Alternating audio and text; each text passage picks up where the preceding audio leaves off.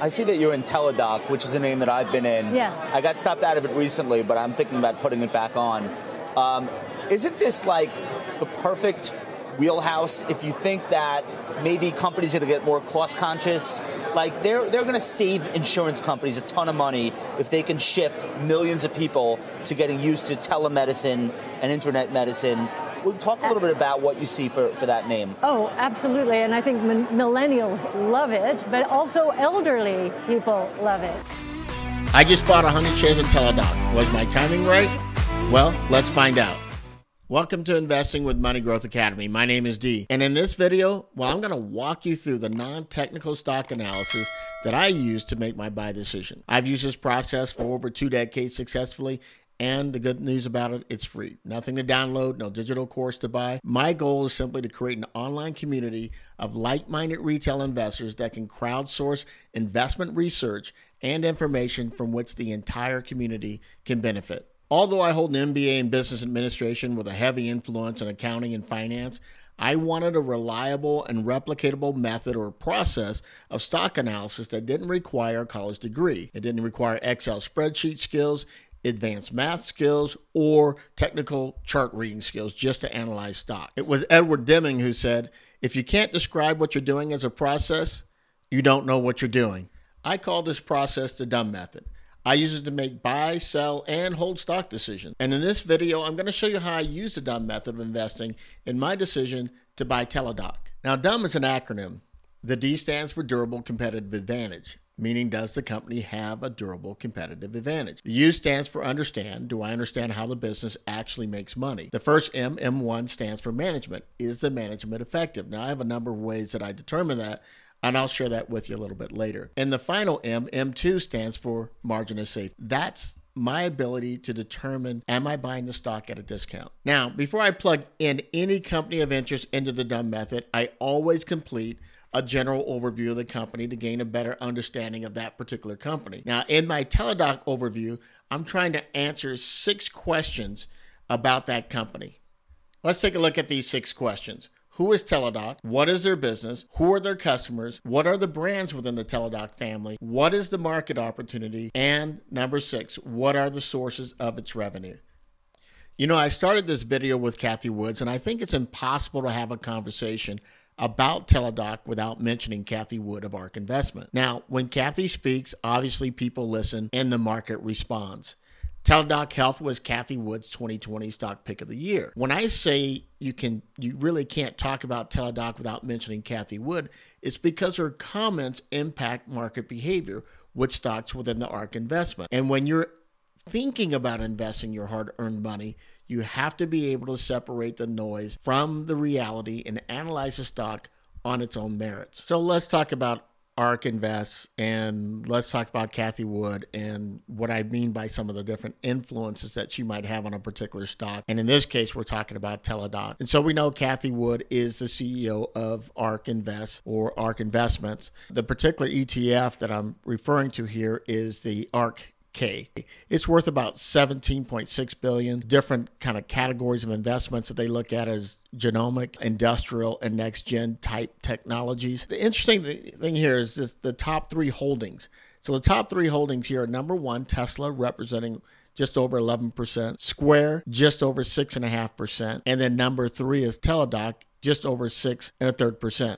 2 of these predictions given by Cathie and her team there at ARK Investments. First, one of the big ones is that the customer base would grow to 220 million by 2025. So that's a compounded average growth rate of over 30%. That's huge. Revenues, 7.8 billion by 2025. So they're going to get to, she believes, and her team believe that it'll be 7.8 billion by 2025 due to aggressive expansion of the telehealth services from the health providers. That's a compounded average growth rate of nearly 50%. And so I want you to keep that in mind as I talk about and I expand a little bit more in my conversation about Teladoc here. Well, let's take a look at Teladoc here, and I'm going to move this map around a little bit so that you can see it, and we're going to dive a little bit more into who they are, you know, what is their business, who are their customers, the different brands, revenue sources, and market opportunities. So we're going to talk about all of those things. So let's just take a look here. And I just want to make sure that I have you so that you can see this. Who are they? Well, they're the largest virtual healthcare service globally. They launched in 2002. A lot of people are not aware of that because, because of Cathie, right? So in the last couple of years, some of the things that Cathie has said about them, about those predictions that I talked about earlier, it's kind of put them on a map on a market perspective. IPO, they IPO'd back in July 2015. They've got a market cap of $27.9 billion. Stock ticker symbol is Tdoc. What do they do? Well, they provide virtual access to high quality care using mobile devices, laptops, and desktops. So anything that has a video camera to it, so it can be, again, a mobile device, a laptop, or desktop. Well, what is Teladoc? Well, they provide virtual access to high-quality healthcare via mobile devices or any device that has a video camera attached to it, so a laptop or desktop. They offer 450-plus medical subspecialties, urgent care, episodic, upper respiratory infection. So all these things can be done virtually through video. So, and these are pre-care or aftercare that these things can be done. Also, chronic and complicated conditions, aftercare, cancer, congestive heart failure as well, for full follow-up procedures, providing health care for over 60 million people in over 175 countries. Who are their customers? Well, their customers are B2B channel partners, 50 health plan clients. There's actually 50 plus now. There's a lot more than 50. Companies like Aetna, Blue Shield of California, Blue Cross Blue Shield of Alabama, Premera, United Healthcare, and Medicaid. And consumer direct as well, 70 plus global insurance and financial firms, AIG, AXA Global, Great West Life as well. And also on the consumer direct side, they have 70 plus global insurance and financial firms involved, companies like AIG, AXA Global, Great West Life, and MLC. Employer clients, there's 300 plus hospital and health care system clients that they work with. Employer clients, 40% of the Fortune 500 companies now work with Teladoc, and then direct-to-consumer enterprise partnerships with companies like CVS. The market opportunity, well, healthcare costs in the U.S. is nearing 20% of GDP. It's a booming market. And so the other opportunities that exist, physician shortage, right? So you have less physicians available and an increasing supply of clients potentially. So that's a challenge. So physician shortage, increasing demand for doctors, healthcare systems, inability to handle supply and demand gaps. You have physician demographics where you have less physicians available in more rural areas. And then you also have physician burnout, so physicians that are retiring early. You have an aging boomer population, insufficient access to quality health care, and also more affordable health care as well. And so that's a challenge. And the fact that you have a lot of employers that are actually looking for better, cost solutions, right? They're looking to reduce overall costs. And then from a revenue perspective, so where does their revenue come from?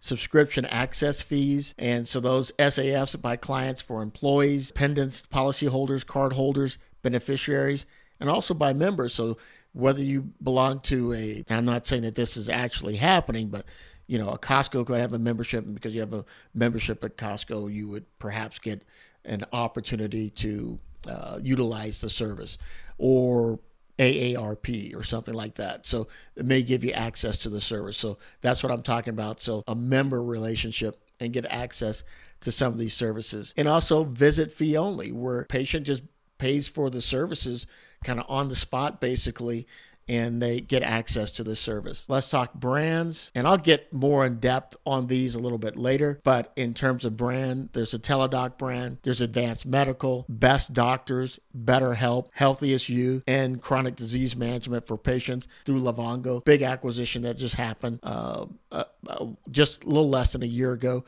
And so those are all the brands within the Teladoc family. So there you go, a general overview of Teladoc. Now, in the next video, I'm going to actually take the time to break down Teladoc using the dumb method so that you can better understand what led to my decision to buy 100 shares of Teladoc on March 25th. If you found value in this overview, click the like button and subscribe. And if you think I missed anything in my overview, by all means, make sure you leave a comment below so we can share it with the entire community. Thanks for watching. I'll catch you in the next video.